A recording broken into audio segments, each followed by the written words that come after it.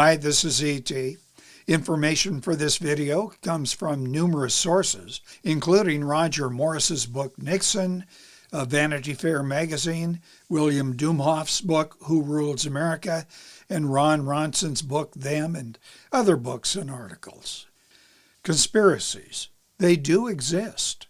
As English economist Adam Smith pointed out in 1776, Smith wrote this: "People of the same trade seldom meet together, even for merriment and diversion, but the conversation ends in a conspiracy against the public." This is Bohemian Grove, at least an outsider's view, where the all-male members of the Bohemian Grove Club have met, and still do, since 1872, performing, as Adam Smith wrote, a conspiracy against the public?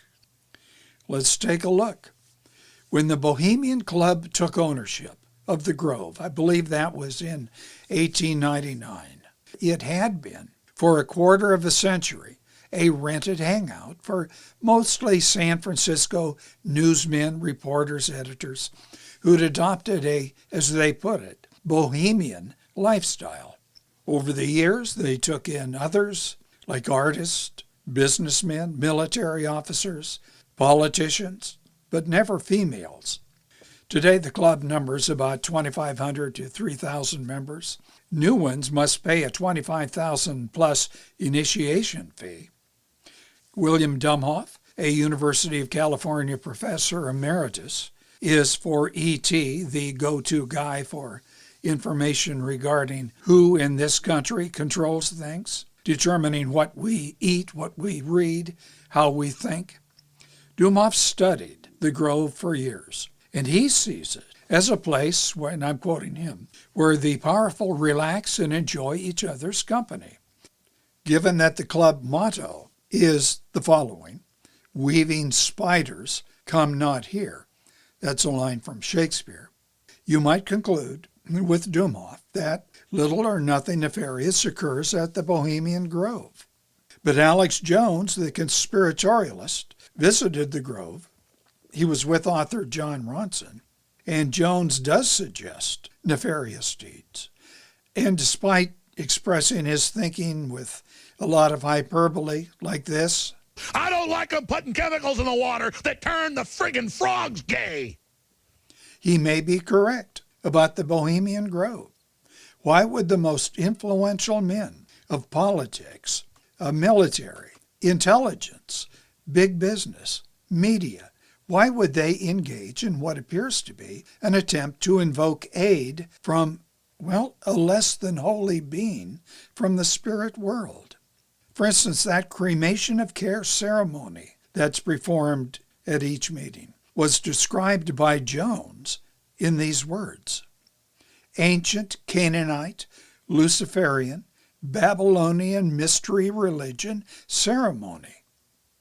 I should add here, Ronson, who was there with Jones, saw all of that as simply a wistful attempt by men at the apex of their careers to recreate in a very immature way their lost college years. Okay, while it is possible that this ceremony and other goings-on at the Bohemian Grove represent worshiping at, for want of better words, the other church, we know it's an absolute fact that a lot of wheeling and dealing, Shakespeare's weaving, does occur at the Bohemian Grove meetings. And those wheelings and dealings have consequences for all of us. Richard Nixon, who attended 2 times that I know of, once in 1950, it may have been 51, and another time in 1967, did a lot of wheeling and dealing. He described the meetings not as anything terribly nefarious, but differently in these words. And I'm quoting Nixon: "The most faggy goddamn thing you could ever imagine with that San Francisco crowd," unquote. Nixon would, at the Grove, first meet General Dwight Eisenhower. That was in 1950 or 51, who Nixon would serve for 2 terms as vice president, beginning in 1953. And later, Nixon delivered a foreign policy campaign speech prior to his run for president in 1968. At that same meeting, Nixon got from another aspirant to the presidency a promise not to run against Nixon in '68. That other aspirant was Ronald Reagan. Other presidents and future ones were members of the Bohemian Grove, including Teddy Roosevelt. He was an honorary member. Herbert Hoover, perhaps the most active participant member. George H.W. Bush, who explained to members in 1995 that his son, who was with him, George W., would, quoting George H.W., make a great president. Other men who have been there, Supreme Court Justice Clarence Thomas. I could go on with this list. But the important fact to remember, politicians do most of their wheeling and dealing at one of several enclosures at the Bohemian Grove. Enclosures with names like the Caveman Camp, the Monastery Camp, the Lost Angels Camp, along with the most influential money men in the country.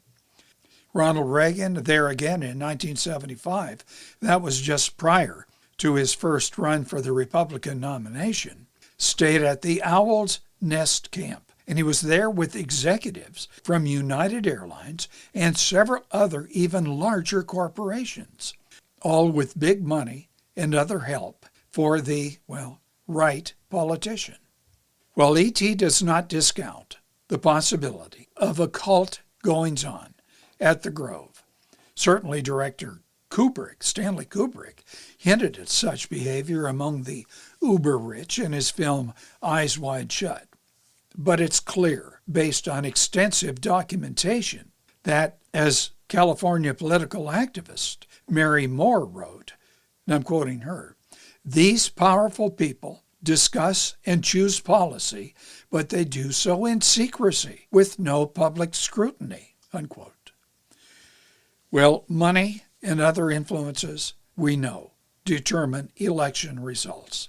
And money and other influences were and are made available at meetings such as those at the Bohemian Grove. What do you think? Type in your thoughts in the comments section below. Share the videos. Tap the thumb up icon.